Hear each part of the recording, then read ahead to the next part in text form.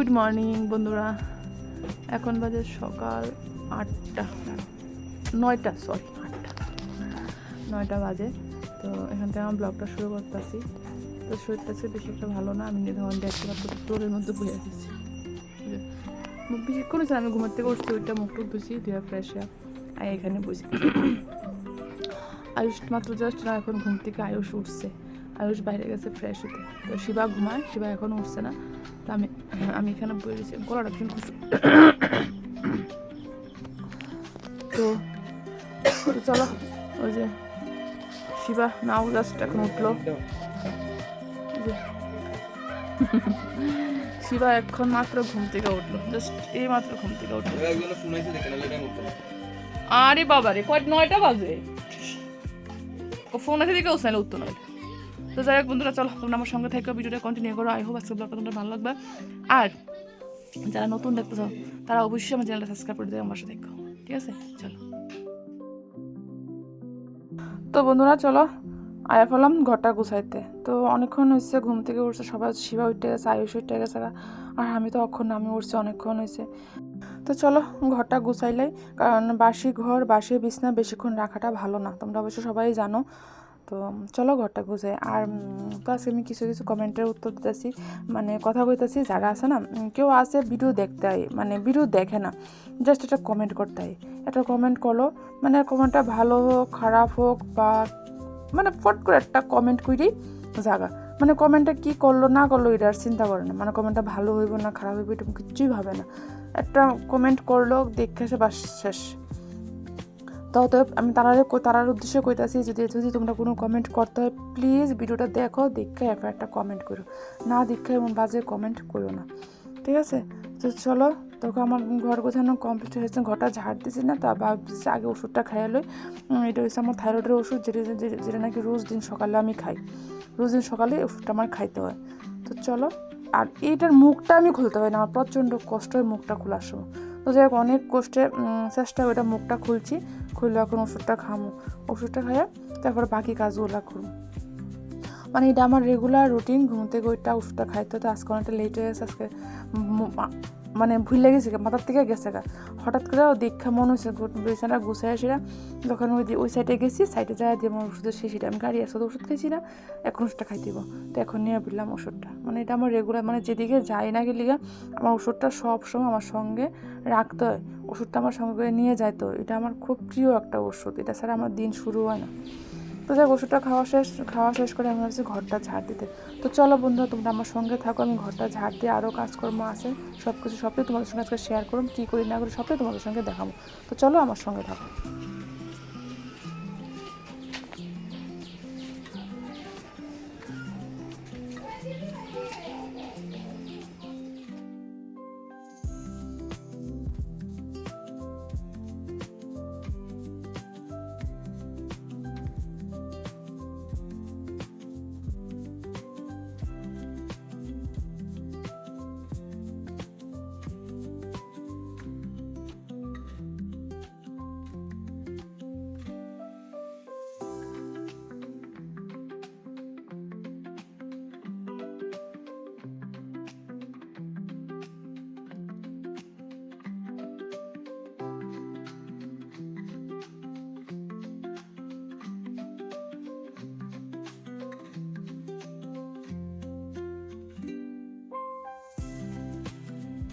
বড় করে কাজ কমপ্লিট, এখন এলাম রান্নাঘরে চা খাইতে। চা তো খাইতে হইব, আয়া দিয়ে কোটার মধ্যে চা পাতা শেষ, তো চা পাতা আছে প্যাকেটের মধ্যে, চা পাতা ঢুকানো হয়েছে না।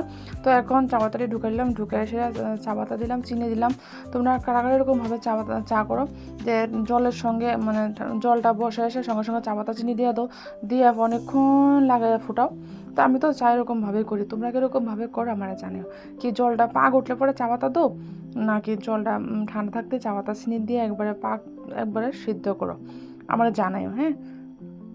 তো যাই চা করতে মানে চা হয়ে গেছে, এখন শুধু নামামো, দুধটা দেবো। তো দুধ দিয়ে দিয়েছি, দুধ দিয়ে সেটা এখন বেয়ে গেলাম চা খাইতে। আজকে সকালে চা খাইতেছে, কারণ আমার কফি শেষ হয়ে গেছে, দিলে ডেলি সকালে আমি কফি খাই, আজকে আর কফি খাওয়া হলো না। তো চা খাইতে খাইতে আমি শিবার সঙ্গে কথা কইতে আসলাম, শিবার সঙ্গে কথাটা শুনতে আসলাম আমি।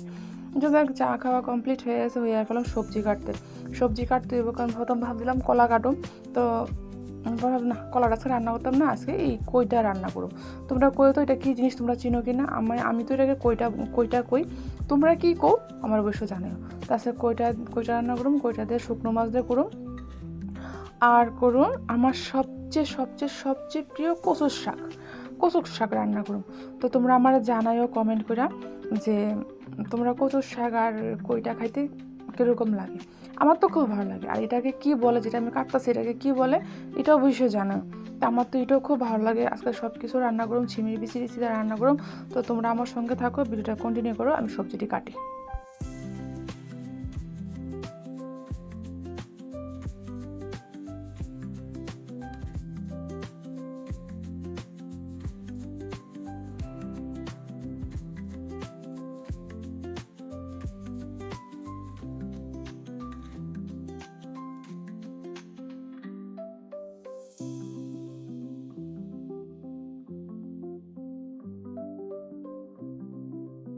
বন্ধুরা শখ করে কচুর শাক রান্না করুন।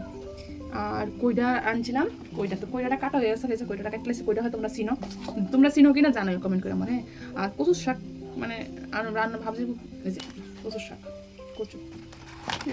এই দেখো কচু, ঠিক আছে। কচুর শাক কাটতে গেছে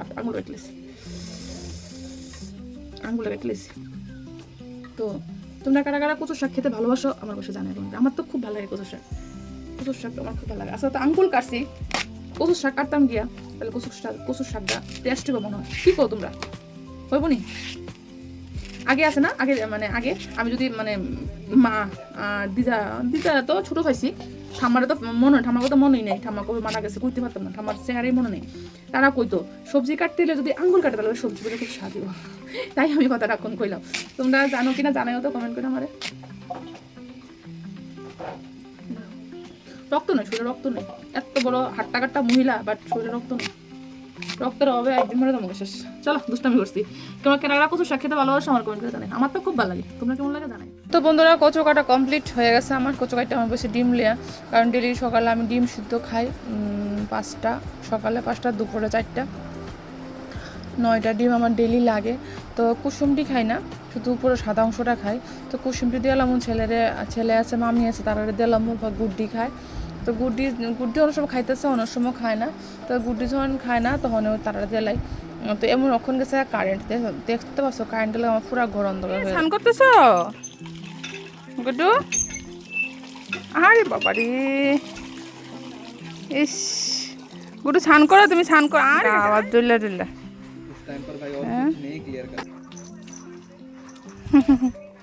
ভালো করে গুছু করে ছাং করতেছে সে গুড্ডি। ও মগো ছাং করো, ভাই ছাং করতেছে, মানে ছাং করে তো সে।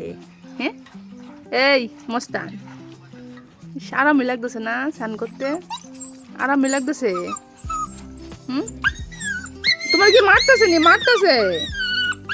হ্যাঁ মারতেছে নি? করতেছো যে, কত সুন্দর করে স্নান করতেছো তোমারে। হ্যাঁ ফেটে জায়গাটা ডলা তো, ফেটে জায়গাটা হাত দিয়ে। আরে বাবা নখ লাগবো পায়ে গুড্ডু। তো কচুর সবজি কাটতে রাখছিলাম, বাট ধোয়া হয়েছে না, এখন আছে কলে কচুর সবজি ধোয়ার লেগে। তো কচুর সবজি ভালো করে ধুয়ে নেবো, কারণ কচুর সবজি এমনি ফ্রেশই তো, ধুইতে তো হইবই না, ভালো করে না দিলে হইতো না। তো এখন ধুমোকে না ভাবতেছি, কারণ হাতের মধ্যে তেলও মাখছি না, কিছু নেই, এমনি কাটছি। এখন তো ধুইতে গেলে ভালো করে কষলে ধুতে হবে, হাত নিয়ে চুলকায়, বাট এমন কিছু সমস্যা হয়েছে না। তো চলো কচুর শাকটি ভালো করে আমি ধুইয়া লই, তোমরা দেখো আমি কচুর শাক কীভাবে ধুই।